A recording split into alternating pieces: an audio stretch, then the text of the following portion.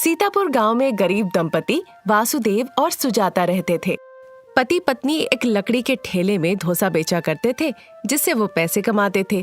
उन्हीं पैसों से वो बेटी मीना को स्कूल भी भेजा करते थे। हर दिन की तरह उस दिन भी वो दोनों अपने ठेले में डोसा बेच रहे थे।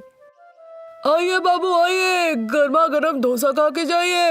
अनियन डोसा, मसाला डोसा, जिंजर डोसा, रवा डोसा, जो चाहेंगे वो पाएंगे। चंद सेकंड्स में तैयार हो जाएंगे। आइए बाबू आइए। वासुदेव इस तरह से आवाज लगा रहे थे। लोग इधर उधर आ जा रहे थे, अपने अपने काम में व्यस्त थे, लेकिन कोई भी डोसा खाने नहीं आ रहा था। कोई ध्यान ही नहीं दे रहा था। ये देखकर सुजाता कहती है, अजी ये क्या हो रहा है?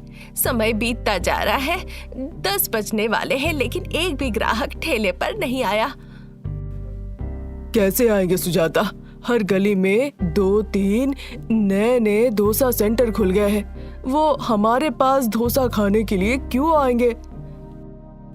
हाय राम, क्या करे? कल का बैटर तो खराब हो गया, तो क्या आज का भी बैटर खराब हो जाएगा? कहते हुए सुजाता दुखी हो गई। उदास मत हो सुजाता, हमें बस कोशिश करते रहना चाहिए। भगवान हमारी मदद करेंगे। हम बस कोशिश कर सकते हैं, नतीजा जरूर मिलेगा हमें। आप सही कह रहे हैं जी। ये धंधा पूरी तरह हमारे हाथ में नहीं है। किसी दिन अच्छा जाता है और कभी कभी बहुत बुरा हो जाता है, पर फिर भी दिल को तो थोड़ा इस बात से तकलीफ होती ही है ना। धैर्य रखना होगा सुजाता। वासुदेव को उम्मीद थी कि कोई ना कोई एक ग्राहक तो जरूर आएगा। गर्मा गर्म डोसा, ताजा ताजा डोसा, आइए आइए। वो लगातार आवाज लगाता रहा, लेकिन चाहे जितना भी बुलाए कोई भी नहीं आया। धैर्य रखते हुए वो एक स्टूल पर जाकर बैठ जाता है। करीबन 1 घंटे बाद एक नियमित ग्राहक किसान रामू वहां से गुजरा, लेकिन उसने डोसा गाड़ी की तरफ देखा भी नहीं। ये देखकर वासुदेव ने कहा, अरे रामू, आज डोसा खाने नहीं आए यहाँ? ऐसा क्या है जो मैं तुम्हारे पास डोसा खाने आऊं? जो डोसा तुम 30 रुपए में बेच रहे हो, वहाँ वो 25 रुपए में बिक रहा है। वो भी तुम्हारा चचेरा भाई राजू बेच रहा है। क्या वहाँ का डोसा हमारे डोसे से ज्यादा अच्छा है? वहाँ की चटनी गाढ़ी और स्वाददार है जैसे हमारी है। मैंने इस बात पे तो ध्यान नहीं दिया वासुदेव, बस 5 रुपए बच रहे हैं, इतना जानता हूँ। रामू, तुम्हें गौर करना चाहिए। जब मैं 5 रुपए ज्यादा महंगा बेच रहा हूँ तो जरूर तो कुछ खास बात यहाँ पे होगी। एक बार खाओगे तो समझ में आएगा खास क्या है, तब तुम हमारे रेगुलर ग्राहक बन जाओगे। अब खाने की बात छोड़ो वासुदेव, यहाँ आने के लिए मुझे पूरे शहर का चक्कर लगाना पड़ता है, इसीलिए मैं वहीं ठेले पे खा लेता हूँ, जो कि मेरे घर से नजदीक भी है। अरे चलो रामू, 25 ही दे दो। तुम मेरे जान पहचान के खास आदमी हो। अगर तुम 30 नहीं दे सकते तो मैं तुम्हें 25 में ही डोसा दे दूंगा। ठीक है, आज तो मैं राजू के स्टॉल में खा लिया हूँ, कल मैं यहाँ आऊंगा। और हाँ राजू, अपने लोगों को भी बताना। हाँ कहते हुए सर हिलाकर राजू वहाँ से चला जाता है। आपने क्या किया जी? और क्या कर रहा हूँ, डोसा का व्यापार कर रहा हूँ सुजाता। मैं धंधे की बात नहीं कर रही हूँ, मैं उस 5 रुपए की बात कर रही हूँ जो आपने घटा दिया। अरे वो कभी कभी ग्राहकों को लुभाने के लिए करना पड़ता है। रामू ने भी बिल्कुल सही बात कही है। लोग वही जाते हैं जहाँ चीजें सस्ती मिलती हैं, इसीलिए उनके पसंद से भी कभी कभी चलना पड़ता है। तो उसके लिए आप 5 रुपए कम कर देंगे? 1-2 रुपए कम करता तो कुछ फायदा नहीं होता सुजाता। वासुदेव जोर जोर से आवाज लगाता है और जो भी जान पहचान वाले जाते हैं उन्हें बुलाता है, पर चाहे वासुदेव जितना भी बुलाए उसके पास कोई नहीं जाता है। देखते देखते शाम हो जाती है, फिर वो घर लौट जाते हैं। घर पे जाके सुजाता डोसा बनाती है ताकि उन लोग खा सके। ये देखकर बेटी कहती है, अरे माँ, फिर से डोसा? क्या हम चावल नहीं खा सकते? रोज डोसा खाते खाते मैं बिल्कुल बोर हो गई हूँ। मुझे खाने का बिल्कुल मन नहीं है। आप बस जबरदस्ती मुझे खिलाती है, कहती है डोसा का बैटर खराब हो जाएगा। मीना को डोसा पसंद नहीं था, फिर भी वो खा लेती है। वासुदेव और सुजाता भी खाकर लेट जाते हैं। 1 घंटा बीत जाता है, लेकिन मीना को बिस्तर पर लेटे लेटे नींद नहीं आती। वासुदेव और सुजाता भी सो नहीं पा रहे थे। दोनों अपने डोसा के व्यापार को लेकर बस चिंता कर रहे थे। कोई भी नई सोच या विचार उनके दिमाग में आ ही नहीं रहा था। वो एक दूसरे से बातचीत करते करते कोसने लगे। मुझे न जाने क्यों बहुत चिंता हो रही है। तुम्हें क्या लग रहा है? मैं बहुत खुश हूँ सुजाता। मैं भी बहुत निराश हूँ। हम कितना भी सोच ले, हम समझ ही नहीं पा रहे कि हमारा डोसा का व्यापार जा कहाँ रहा है। कोई नई सोच आ ही नहीं रही है। ना दिमाग में विचार आ रहा है, ना नींद आ रही है। पता नहीं क्या हो रहा है। अगर ऐसा ही चलता रहा तो क्या होगा? बेटी बड़ी हो रही है, उसका पालन पोषण हम ठीक से कैसे कर पाएंगे? देखते हैं सुजाता, ईश्वर हमें कभी निराश नहीं कर सकते।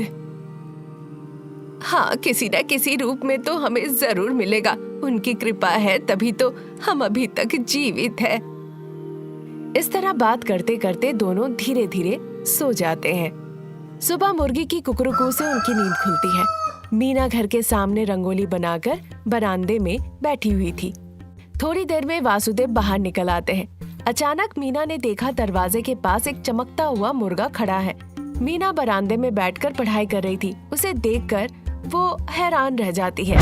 अचानक से फिर वो मुर्गा गायब हो जाता है, फिर दोबारा प्रकट हो जाता है। इस बात से मीना बहुत घबरा जाती है।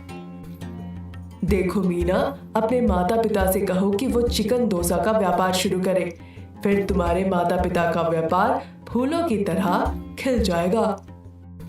कहकर मुर्गा गायब हो जाता है। उधर सुजाता और वासुदेव के बीच बातचीत हो रही होती है। सुजाता, क्या हमें डोसा का व्यापार बंद कर देना चाहिए? मुझे तो कुछ समझ में नहीं आ रहा है। अगर हम डोसा का व्यापार बंद कर दे तो फिर नया कौन सा काम हम शुरू कर सकते हैं? कोई काम ना करने से अच्छा है कि कुछ तो काम किया जाए। ये बात हो ही रही थी, तब तक मीना आके माया चिकन द्वारा दिया गया विचार अपने माता पिता को कहती है। माँ, पिताजी, मुझे ऐसा आइडिया आया है जिससे हमारा डोसा व्यापार अच्छा चलेगा। क्या मैं बता सकती हूँ? जैसे ही मीना कहती है, सुजाता और वासुदेव अपनी बेटी को उत्साह के साथ देखने लगते हैं। कहो बेटा कहो, कैसा आइडिया आया है? बताओ बेटा बताओ, तुम्हारे मन में कौन सा विचार आया है? अभी हम कितने तरह के डोसा बना रहे हैं, बताइए। ये सब छोड़ो बेटा, पढ़ाई पे ध्यान दो। व्यापार हम देख लेंगे। सुजाता, उसे बोलने दो। बताओ बेटा, क्या विचार आया है तुम्हारे मन में? अभी हम सिर्फ प्याज डोसा, मसाला डोसा, रवा डोसा, जिंजर डोसा, यही सब बना रहे हैं, है ना? हाँ बेटा, और कोई ऑप्शन है क्या हमारे पास? हाँ पिताजी, chicken dosa, chicken tikka dosa, chicken masala dosa, chicken fry dosa, chicken tandoori dosa और भी ना जाने क्या क्या। इतने सारे चिकन डोसा बनाए जा सकते पिताजी। फिर आप पूरे जोश से आवाज लगाइएगा तो ढेर सारे लोग हमारे पास आएंगे। वो सोचेंगे कुछ नया मिल रहा है और यहाँ पर आके जरूर खाएंगे। मीना की बातें सुनकर सुजाता और वासुदेव खुशी से तालियां बजाने लगते हैं और अपनी बेटी की बहुत तारीफ करते हैं। मीना भी बहुत खुश हो जाती है। वैसे तो लोग किसी एक दुकान में जाकर खाते हैं, पर अगर आप घूम घूम कर डोसा बेचा करेंगे तो कैसा रहेगा पिताजी? बेटी मीना की ये तरकीब सुनकर माँ पिताजी दोनों ही बहुत खुश हो जाते हैं। फिर बेटी के कहे मुताबिक बिना देर किए सुजाता और वासुदेव वेज और नॉन वेज दोनों तरह का डोसा बनाते हैं और गाड़ी लेकर पूरे गांव में घूम घूम के बेचने लगते हैं। आइए बाबू आइए, गर्मा गर्म चिकन डोसा का ठेला आ गया है। जो चाहेंगे वो पाएंगे। Chicken masala dosa, chicken tikka dosa, chicken 65 dosa, जो कहेंगे चुटकी में बन जाएंगे। आइए बाबू आइए, गर्मा गर्म डोसा यहाँ से खा के जाइए। इस तरह वासुदेव जोर जोर से आवाज लगाते हैं। जैसे ही लोगों ने सुना कि चिकन डोसा के इतने सारे प्रकार मिल रहे हैं, वो लोग स्वाद चखने के लिए दौड़ के बाहर आ जाते हैं ठेले के पास। सभी लोग अपने अपने पसंद के डोसा बनवा के मजे से खाते हैं। सुबह से शाम तक चिकन डोसे की भारी बिक्री होती है। आखिर में सभी प्लेटें खाली हो जाती है। कुछ लोग तो खाली हाथ ही लौट जाते हैं। खुशी खुशी वासुदेव और सुजाता अपना सामान समेटते हैं और घर लौट आते हैं। घर पे बेटी मीना को वो आकर बताते हैं कि उसकी तरकीब कैसे कारगर रहा और वो ढेर सारे पैसे कमाए। खुशी से वो दोनों अपनी बेटी को गले लगा लेते हैं। तब से सुजाता और वासुदेव का वो छोटा सा परिवार चिकन डोसा का व्यापार करके खुशी खुशी जीवन बिताने लगता है।